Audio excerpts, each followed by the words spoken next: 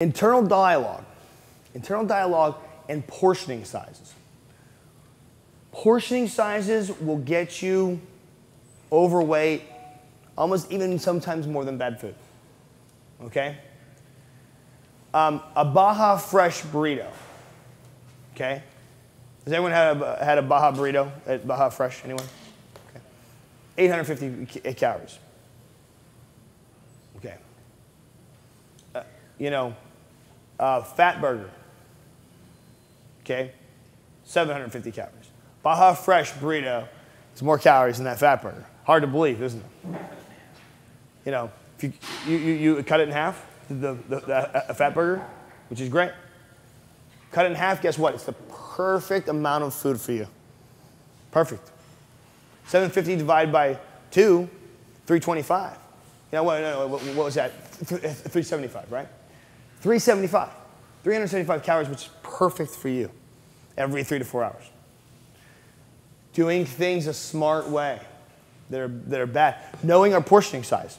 We have to know our portioning size. Yeah? Okay, so here's my question. Okay. Split the burger in half, and you eat one, and 4 hours later, and eat the other half later? Yeah. 4 hours, you could eat that same burger. You could go out and get Italian food and eat a small portioning size. Technically, you could eat that Italian food for the next 5 meals. I mean, if you think of it that way, wow, this Italian food tasted so good. I say, okay. It tasted so good. Internal dialogue, it kicks on. You know what? I can have this for the next 5 meals. I could finish it all now, but I know what that's going to make me bloated. It's not making me feel good. I'm going to overeat. It's going to make me overweight. But I can choose to do this a better way. And the better way is, if you really love it, you can have it for 5 meals. Take it home with you. Portion it out. Yeah? This is probably a stupid question, but I guess my thing is, if that's the case, you can have it for 5 meals, then why not just eat it in one sitting and then don't eat for the rest of the day or something like that? Blood sugar. Blood sugar, yes. Absolutely going to come back to blood sugar, okay? Good question, though. A very good question. And I'm going to skip for a small part into the nutrition part because you're having internal dialogue with yourself, which is good. Unfortunately, it's just a negative internal dialogue. Remember, too, internal dialogue can be the same way as you can talk yourself into something and rationalize why it's okay. Okay. Here's your insulin graph right here. Okay, this side we have our insulin, which I like to call blood sugar.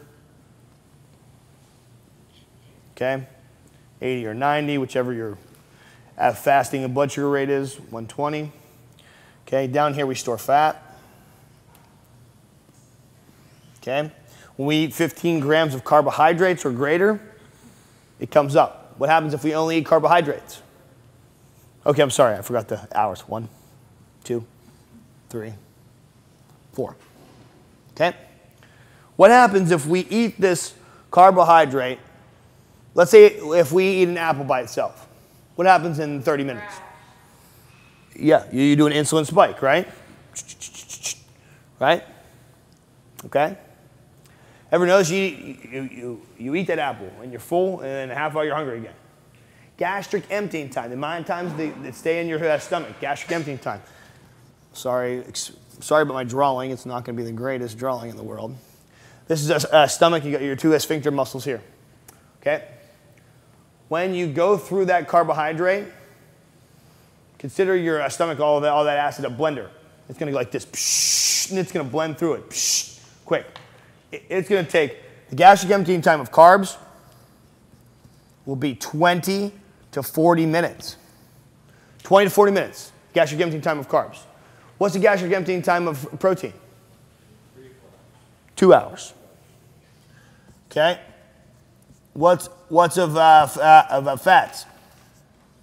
Anyone? 4 hours. Yep, whoever said it was right. What happens? Okay, now, but what happens if we put all of these ingredients in our stomach?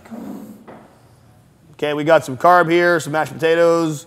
We got a chicken leg, Okay, sorry I told you it wasn't the best drawer. We got some broccoli. Got some broccoli in there. Okay? What happens with all this stuff? You know? Maybe with a chicken leg, we had some avocado or some oil on there, you know? Some good oil. It mixes up like a blender. Whips it all together, and it combines gastric emptying time, combines the process time of amount of time it's going to take to get out of your stomach. Okay, if you have a milkshake, okay, and we made a cookie pieces of milkshake. We took cookie pieces, ice cream, and milk, right? That's what it takes to make a cookie milkshake, right? You blend it up, and I ask you to just suck out the ice cream. Or just suck out the milk would even be more challenging, right? No cookie pieces, just the milk. No ice cream, just the milk. You couldn't do it, right? It blends together. It's now one. Same thing in your stomach. Okay? Going to, at the right amount of calories, going to balance your blood sugar levels for 3 to 4 hours. That's the first reason. Second reason, protein is, in addition to the building block for a lean muscle, okay? In addition to help resisting infection, okay, or to help control hormones in our body, it's a stabilizer for blood sugar. So when you eat that carbohydrate and then you add in a protein, and you're eating a protein as well, it balances our blood sugar levels. What, I'm going to say A, B, or C. What's the difference between A, B, and C? Okay, this is the hours. What's the difference between A, B, and C? It's simply just how much of those foods we eat. You know, if you eat a small portion, you're hungry in 2 hours, right? You know, eat a bigger portion, you're not hungry for another 4 hours. But let's say we eat that big, we have the double quarter pounder, French fries, and a large Coke. 1,710 calories. Okay, as a female, you're probably only going to process 300 calories to fuel you for every 3 to 4 hours.